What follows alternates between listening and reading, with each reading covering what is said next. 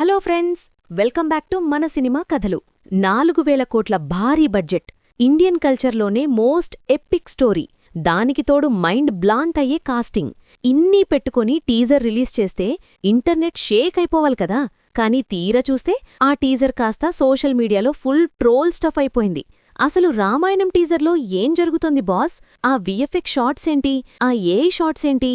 ఈ రోజు రామాయణం టీజర్ చూశాక నాకనిపించిన జెన్యూన్ ఒపీనియన్ని మీతో షేర్ చేసుకుందామని వచ్చేశాను. వీడియో ఎక్కడా స్కిప్ చేయకుండా ఎండ్ వరకు చూసేయండి. చూస్తున్న వాళ్ళు ఫట్ మని ఒక లైక్ కొట్టేయండి. ముచ్చట స్టార్ట్ చేద్దాం. ఫస్ట్ పాజిటివ్ విషయాలు మాట్లాడుకుందాం. రామాయణం టీజర్లో నన్ను బాగా అట్రాక్ట్ చేసిన ఒకే ఒక పాయింట్ రణ్బీర్ కపూర్. అసలు రాముడి గెటప్లో రణ్బీర్ కపూర్ పర్ఫెక్ట్గా సెట్ అయిపోయాడు బాస్. ఆ ఫేస్లో ఉన్న కామ్నెస్, ఆ దైవత్వం సూపర్గా మ్యాచ్ అయ్యాయి. ఇక టీజర్ ఎండింగ్లో వచ్చే ఆ లాస్ట్ షాట్ గురించి ఖచ్చితంగా చెప్పాలి.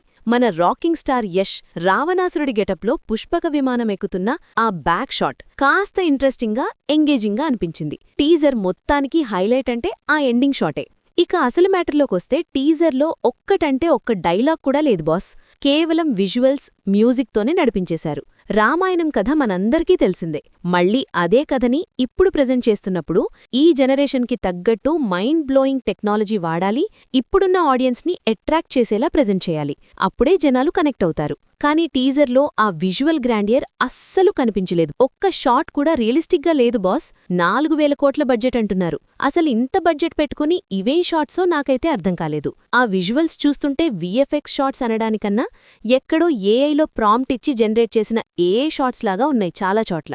ఇక మ్యూజిక్ విషయానికొస్తే లెజెండ్ హన్స్ జిమ్మర్, మన ఏఆర్ రెహమాన్ కలిసి మ్యూజిక్ ఇస్తున్నారని చాలా హైప్ ఇచ్చారు. కానీ ఆ మ్యూజిక్ అస్సలు ఒక్క షాట్ని కూడా ఎలివేట్ చేయలేకపోయింది. అంత పెద్ద మ్యూజిక్ డైరెక్టర్స్ని పెట్టుకొని కూడా బీజిఎం అస్సలంతగా అట్రాక్ట్ చేయలేదనే చెప్పాలి. అసలు ఇంత పెద్ద ప్రాజెక్ట్స్ నుంచి ఏదన్నా కంటెంట్ బయటకొస్తుందంటే అది ఎలా ఉండాలి?